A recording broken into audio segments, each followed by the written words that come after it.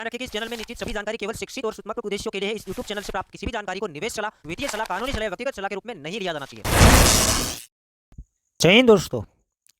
Crypto market के अंदर ये डर हमें कंटिन्यू रहता है कि एसएससी अभी बार बार ऑल्ट कोइन के पीछे पड़ा है। जो यूएस का एसएससी बार बार ये भी कहता है कि मोस्ट ऑफ जो ऑल्ट कोइन है वो सिक्योरिटीज है।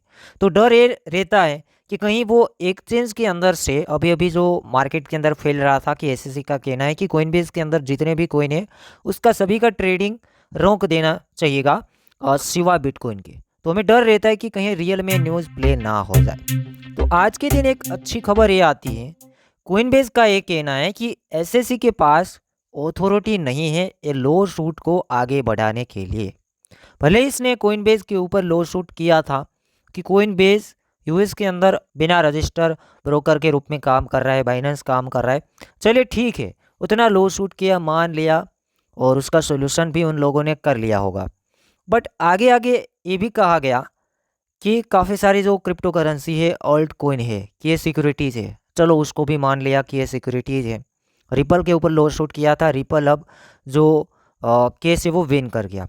विन करने के बाद वापस से एसएससी ये कहता है कि मुझे सही नहीं लगा है विन कर गया, क्योंकि विन किया था, वो फैसला लिया था कोर्ट ने। तो यहाँ पर कोइनबेस का ये कहना है कि इससे ज़्यादा अब आगे ऑथोरिटी एसएससी के पास नहीं है कि ये जो लॉ सूट है आगे से आगे बढ़ाया जाए। क्योंकि प्रॉब्लम वहाँ पर ये भी आया, मार्केट के अंदर ये न्यूज़ फैल रहा था, एसएससी ये चाहता था कि कोइनबेस जितने भी ओल्ड कोइन है सभी को डिलिस्ट कर दे, तो वो अथॉरिटी एसएससी के पास नहीं है। मेरी हिसाब से ये क्लियरिटी देना चाहता है कोइनबेस। तो हमें थोड़ा डर कम रहेगा कि एसएससी कहीं भी जो ओल्ड कोइन है उसको डिलीट नहीं करवाएगा। जो एसएससी है उसके पास अथॉरिटी नहीं है, ऐसा कोइनबेस का कहना है कि लॉ शूट मारा वो ठीक है, उसके पास अथॉरिटी है, लॉ शूट करेगा, वो अनब्रोकर के रूप में काम कर रहा है बिना रजिस्टर, चलिए वो भी ठीक है। उसने ये भी बताया कि इतने सारी क्रिप्टो करेंसी है वो सिक्योरिटीज़ है, चलो वो भी ठीक है। और लास्ट में ये कहता है कि आप कोइन को डिलीट कर दो। तो ये शायद कोइनबेस को ठीक नहीं लगा कि भाई आपके पास वो अथॉरिटी नहीं है कि हम कोइन को डिलीट कर दें। तो ये न्यूज़ थोड़ा सा पॉजिटिव है, मतलब काफ़ी हद तक ये न्यूज़ पॉजिटिव है। नेक्स्ट यहाँ पर हम बात करेंगे जो अपकमिंग न्यूज़ है, हर एक महीने के अंदर हम कवर करते हैं यूएस का CPI data, consumer price index, इसको हम कवर करने की कोशिश करेंगे। तो 10 अगस्त 2023 के दिन सीपीआई डाटा आने वाला है। मार्केट के अंदर एक दो बार से इम्पैक्ट नहीं आ रहा है, बट यूएस के स्टॉक मार्केट के अंदर अच्छे से काम करता है, मतलब कि वोलेटिलिटी देखने को मिलता है। और क्रिप्टो मार्केट के अंदर पहले जब भी सीपीआई डाटा या तो एफओएमसी का मीटिंग जो निर्णय लिया जाता था, उन टाइम के अंदर बिटकॉइन 2 से 3,000 डॉलर का मूवमेंट लेता था। अगर न्यूज़ पॉजिटिव है तो 3,000 डॉलर का जंप इमीडिएटली देखने को मिलता था, अगर न्यूज़ नेगेटिव है तो इमीडिएटली 2,000, 1,500, 3,000 डॉलर का डंप देखने को मिलता था बिटकॉइन के अंदर। बट धीरे धीरे वो कम होता चला गया। तो भी इम्पोर्टेंट है क्योंकि इस बार काम कर भी सकता है, कह नहीं सकते हैं। एक दो बार काम नहीं किया है, बट पहले बहुत काम किया था। 12-13 महीने से हम लगातार देखते आ रहे हैं, जब भी सीपीआई डाटा आए बहुत बड़ा मूवमेंट, बहुत बड़ा वोलेटिलिटी। एक दो बार से, एक दो महीने से काम नहीं कर रहा है। बट आप इस डेट को नोट कर लीजिए, 10 अगस्त, मतलब कि 4 अगस्त तो आज हो चुका है, 5-6 दिन बचे हैं, इसके अंदर कुछ वोलेटिलिटी आ सकती है क्योंकि सीपीआई डाटा हमारे सामने आएगा। प्रीवियस जो आंकड़ा रुका हुआ है वो 3% के ऊपर सीपीआई डाटा का आंकड़ा रुका हुआ है। इस बार देखते हैं कि क्या सीपीआई डाटा निकल के आता है, मतलब कि जो इन्फ्लेशन है वो कितना बचता है, क्या बढ़ता है, कम होता है, वो देखना काफ़ी इंपॉर्टेंट है। अगर इन्फ्लेशन कम हुआ तो काफ़ी पॉजिटिव रहेगा। फेड चाहता है 2% के ऊपर लाना चाहता था, इन्फ्लेशन को 2% के ऊपर लाना चाहता था और 3% तक ला चुके हैं।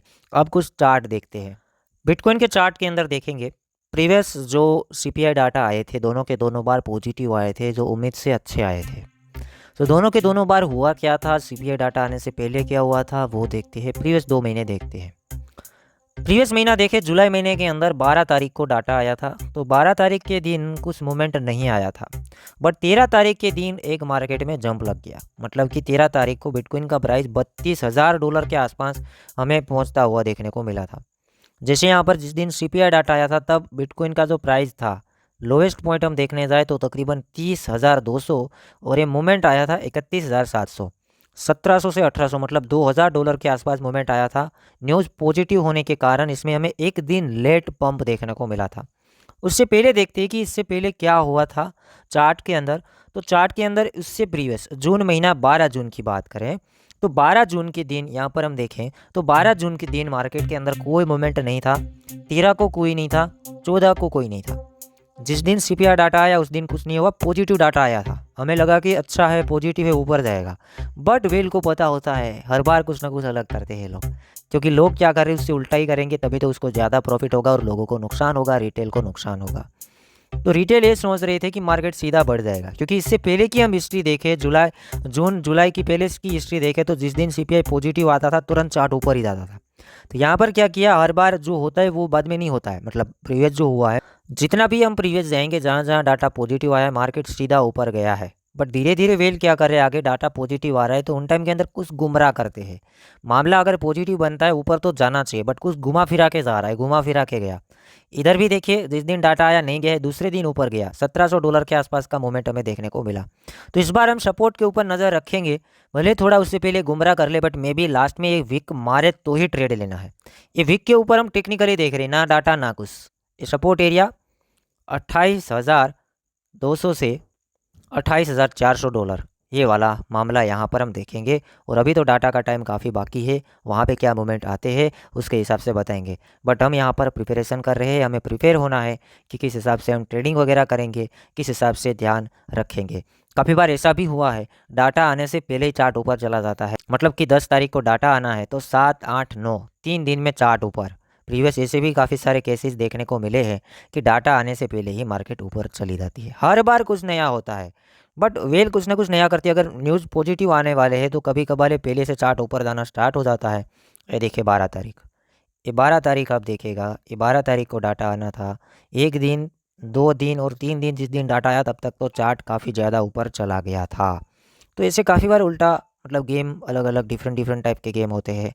कभी डाटा आने से पहले चार्ट ऊपर जाता है, कभी डाटा आने के टाइम पे ऊपर जाता है, कभी डाटा आने के बाद ऊपर जाता है।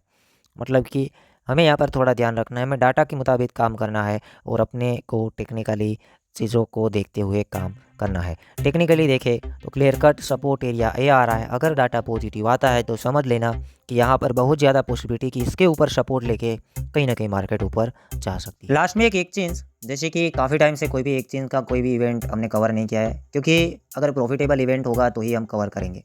एक्सचेंज का नेम है MEXC एक्सचेंज, जैसे कि बार बार हम कवर करते आ रहे हैं, सेम टू सेम। अगर नए यूज़र को पता नहीं है तो ये जो इवेंट है एक्सचेंज प्रोवाइड करता है फ्यूचर MD। आप लोग कंटिन्यू फ्यूचर ट्रेडिंग करते हो और एक्सचेंज की तरफ से कोई एक्स्ट्रा बेनिफिट नहीं है, तो इसको आप ट्रेडिंग करने के लिए ले सकते हो। और एक एक्सचेंज के अंदर फंड कहीं भी नहीं रखना है, मैक्सिमम एक्सचेंज का यूज़ करना है।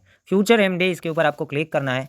यहाँ पर आपको एक अच्छा खासा बेनिफिट हर दिन, MD का मतलब है कि डेली, मतलब डेली यहाँ पर ऐसे ऐसे इवेंट चलते हैं। आप देखिएगा डेली टू डेली $69,100 का रिवार्ड पूल रखा जाता है, शेयर होता है। अगर आप फ्यूचर्स ट्रेडिंग कंटिन्यू करते हो, करना क्या है, रजिस्टर टू विन रिवार्ड। इस इवेंट को रजिस्ट्रेशन कर लेना है हर दिन। पहले एक्सचेंज में KYC करना है, फिर इस इवेंट को रजिस्टर कर लेना है। रजिस्टर नाउ, कंफर्म के ऊपर क्लिक करना है, रजिस्टर हो गया। और उसके बाद अगर 45,000 USDT का आप वॉल्यूम ला देते हो तो पर $45,000 के वॉल्यूम के सामने आपको $34 का बोनस मिलेगा। इसको आप पूरा पढ़ सकते हो। और गलत तरीके से आप वॉल्यूम नहीं ला सकते हो, मतलब कि आप ट्रेड ओपन करो, क्लोज करो, ओपन करो, उस तरीके से करोगे तो आपको नहीं मिलेगा। आप जैसे ट्रेडिंग करते हो अपने हिसाब से प्रॉफिट भी बनाना है, अपना सेटअप के साथ ही ट्रेडिंग करना है। गलत तरीके से, गलत एक्टिविटी से वॉल्यूम लाओगे तो नहीं मिलेगा। तो ये ध्यान देख के इसको कर सकते हैं।